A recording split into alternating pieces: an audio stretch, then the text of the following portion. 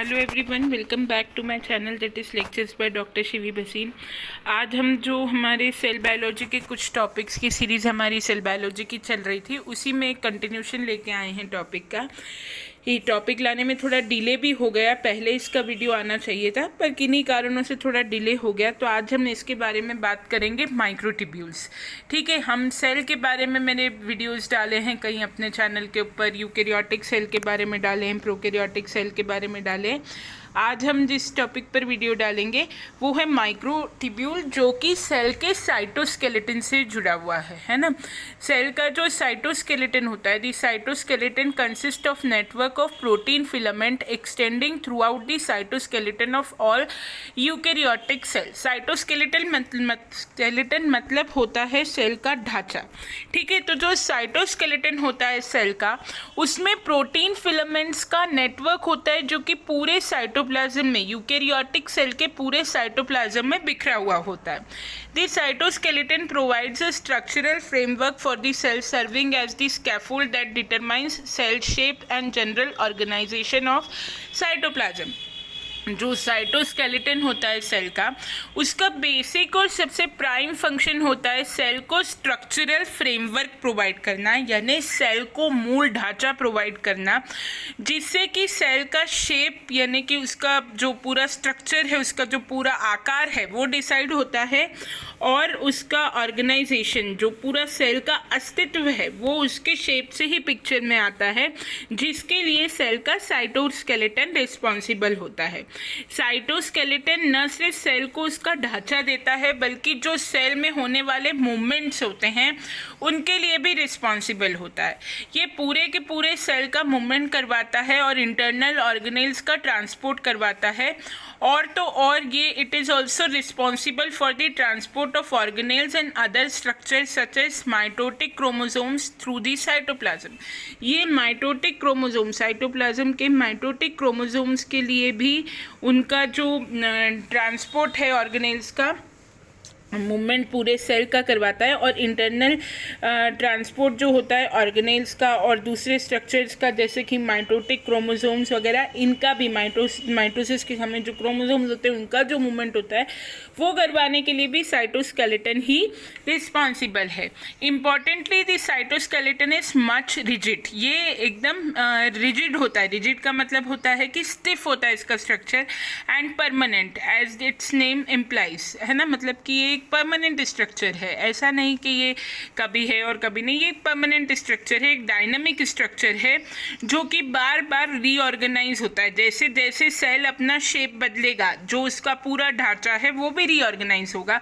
स्वाभाविक सी बात है, क्योंकि शेप जो है वो उसके ढांचे से ही निर्धारित हो रहा है। तो अगर सेल शेप चेंज करेगा तो जो ढांचा है सेल का वो भी साथ साथ चेंज होगा। और ये प्रक्रिया कब होती है शेप चेंज होने की? सेल डिवीजन के दौरान। यदि हम साइटोस्केलेटन के कॉम्पोजिशन की बात करें तो उसमें मेनली 3 प्रोटीन फिलामेंट मिलते हैं: एक्टिन फिलामेंट, इंटरमीडिएट फिलामेंट और माइक्रोट्यूब्यूल्स। ये जो हैं these are held together and linked to subcellular organelles. ये एक दूसरे से जुड़े होते हैं और सब सेलुलर ऑर्गेनेल्स से भी जुड़े होते हैं, और प्लाज्मा मेम्ब्रेन से भी जुड़े होते हैं कई प्रोटीन्स के द्वारा। ये कई प्रोटीन्स के द्वारा प्लाज्मा मेम्ब्रेन से जुड़े होते हैं। माइक्रोट्यूब्यूल्स की यदि बात करें तो microtubules are rigid hollow rod approximately 25 nm in diameter.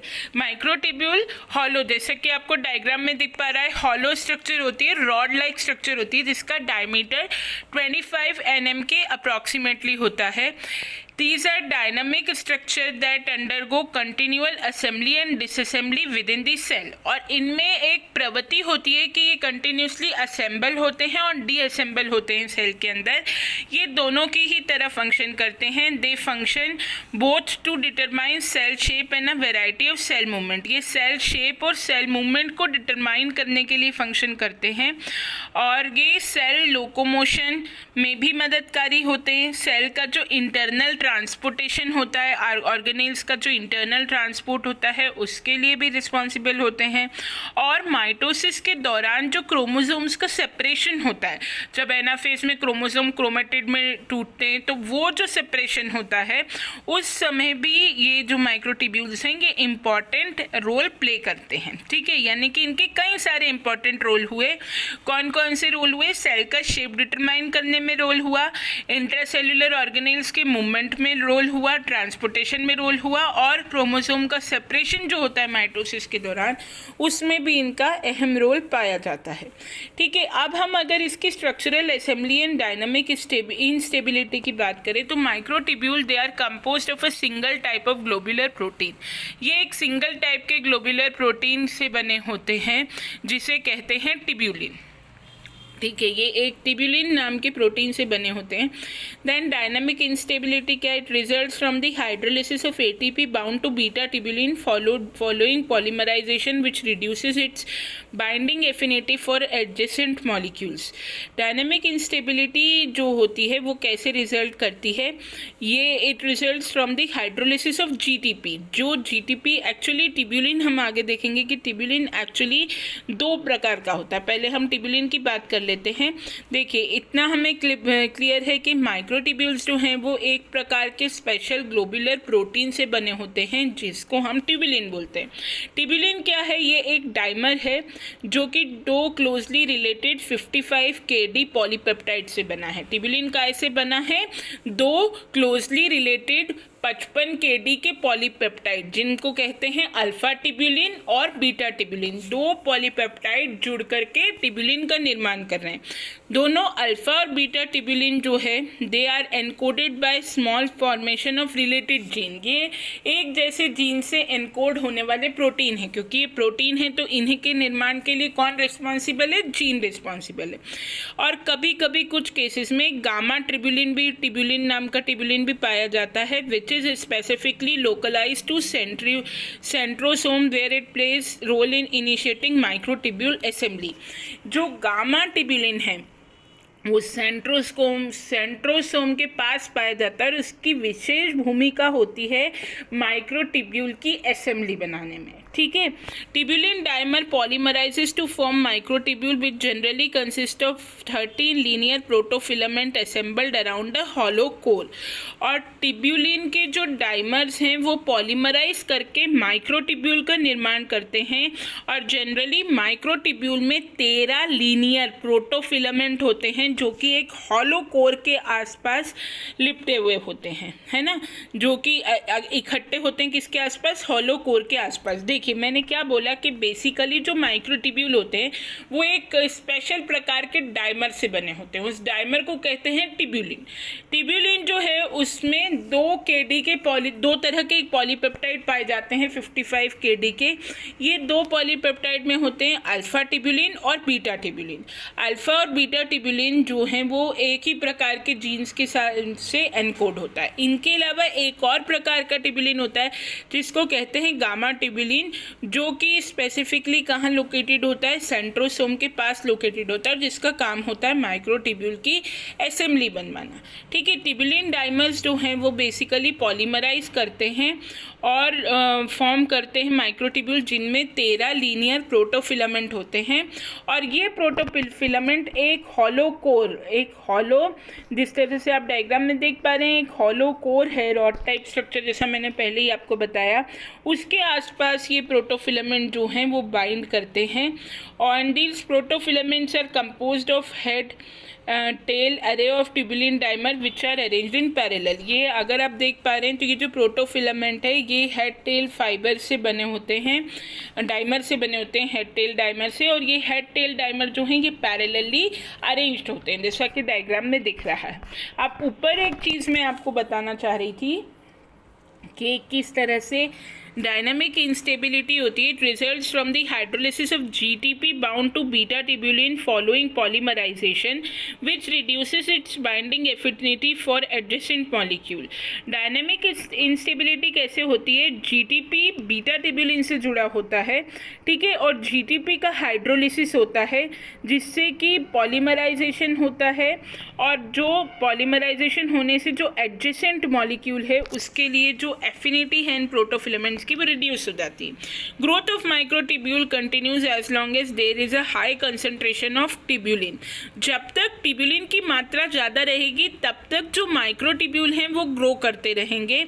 जब तक कि tubulin bound to GTP, tubulin से जुड़ा हुआ जीटीपी है, तब तक माइक्रोट्यूब्यूल क्या रहेंगे, ग्रो करते रहेंगे। New GTP bound tubulin molecule are then added more rapidly than GTP is hydrolysed. और इसके लिए ये जो असेंबली है ये कंटिन्यू रहे, ये स्टेबिलिटी जो प्रक्रिया है ये कंटिन्यू रहे, इसके लिए ग्रोथ होता रहे माइक्रोट्यूब्यूल के लिए। इसके लिए सबसे ज़रूरी ये है कि ट्यूब्यूलिन बाउंड टू जीटीपी, यानी ऐसा ट्यूब्यूलिन माइक्रोट्यूब्यूल में ऐड होता रहे जो कि जीटीपी से जुड़ा हुआ है। जितने ज़्यादा ट्यूब्यूलिन और जीटीपी के मॉलिक्यूल ऐड होंगे माइक्रोट्यूब्यूल में उतना अच्छा होगा, क्योंकि जैसे जैसे जीडीपी हाइड्रोलाइज होगा वैसे वैसे जीटीपी की वहाँ से कमी होती जाएगी। तो ज़रूरी क्या है कि ट्यूब्यूलिन बाउंड टू जीटीपी, यानी कि जीटीपी से जुड़ा हुआ ट्यूब्यूलिन ऐड होता रहे माइक्रोट्यूब्यूल असेंबली में, ताकि माइक्रोट्यूब्यूल की जो ग्रोथ है वो कंटिन्यूसली होती रहे।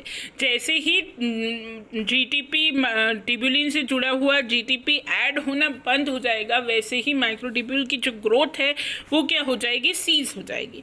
New GTP bound to tubulin molecules are then added more rapidly than GTP is hydrolysed, so the GTP cap is retained at the growing end. और जैसे जैसे tubulin bound to GTP, tubulin से जुड़ा हुआ GTP fast rate पे add होगा, उसके बनस्पत देखिए दो बातें यहाँ समझिए।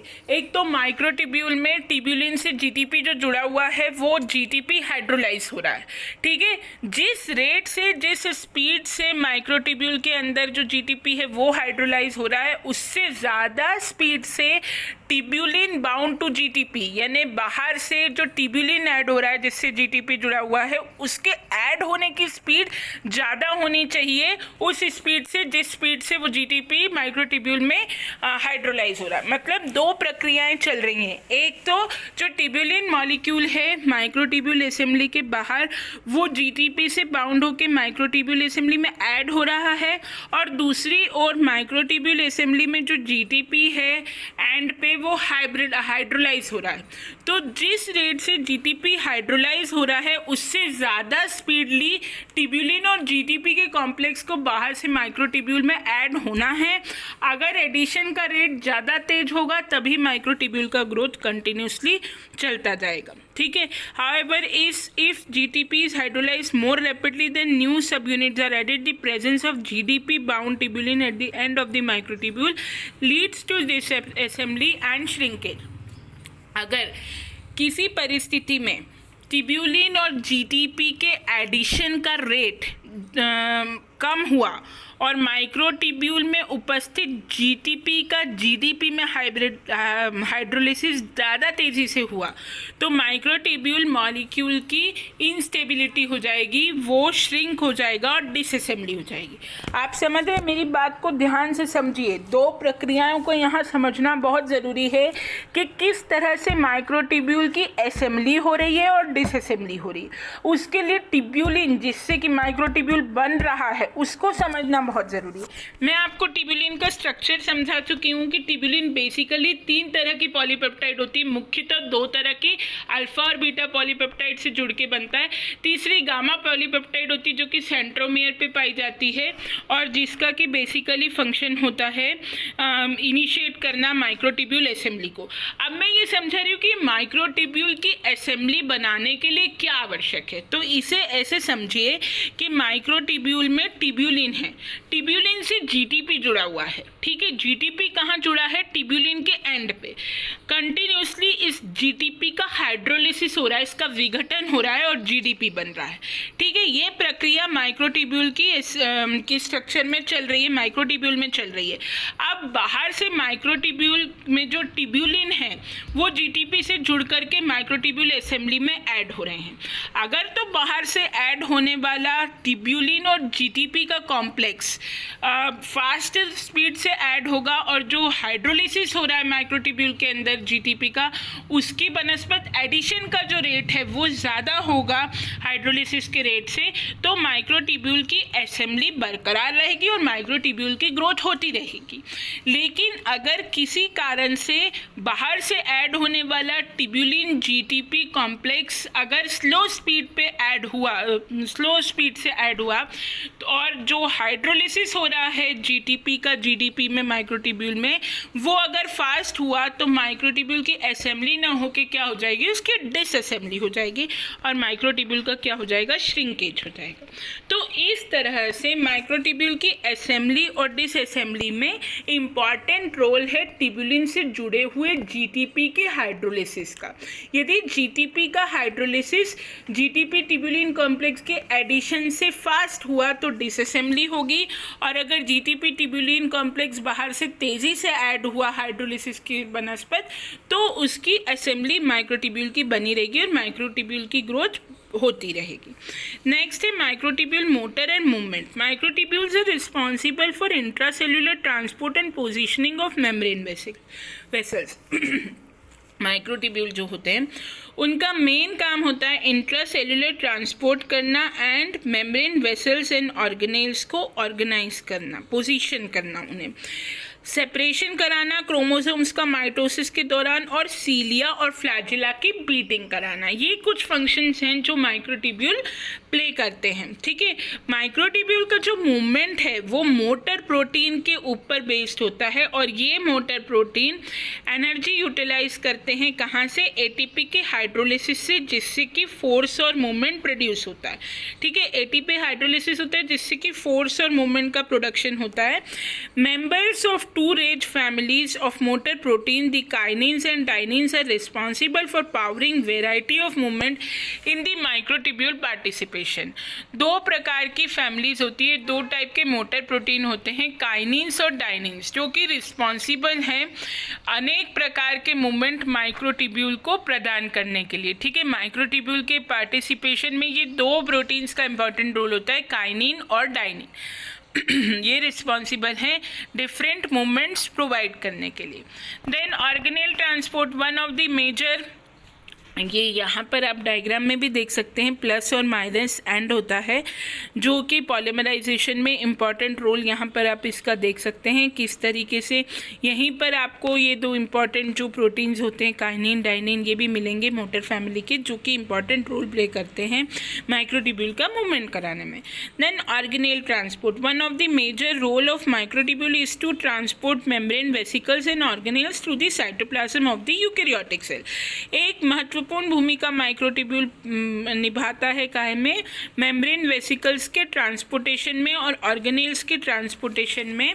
जिस तरह से ये मदद करता है यूकेरियोटिक सेल के साइटोप्लाज्म में उपस्थित ऑर्गेनेल्स का मूवमेंट करवाता है ना। And such cytoplasmic organelle transport is particularly evident in nerve cells, that is axons which may extend more than 1 metre in length. जो एक्सॉन्स होते हैं हमारे न्यूरॉन के, यानी कि जो सबसे लंबा डेंड्राइट होता है न्यूरॉन का, उसको एक्सॉन बोलते हैं। जो एक्सॉन्स होते हैं वो पर्टिकुलरली जुड़े होते हैं साइटोप्लाज्मिक ऑर्गेनेल का जो ट्रांसपोर्टेशन है वो एक्सॉन्स में ही सबसे ज़्यादा देखा जा सकता है। Then ribosomes are present only in the cell body and dendrites, so protein membrane vesicles and organelles must be transported from the cell body to the axons by kinins।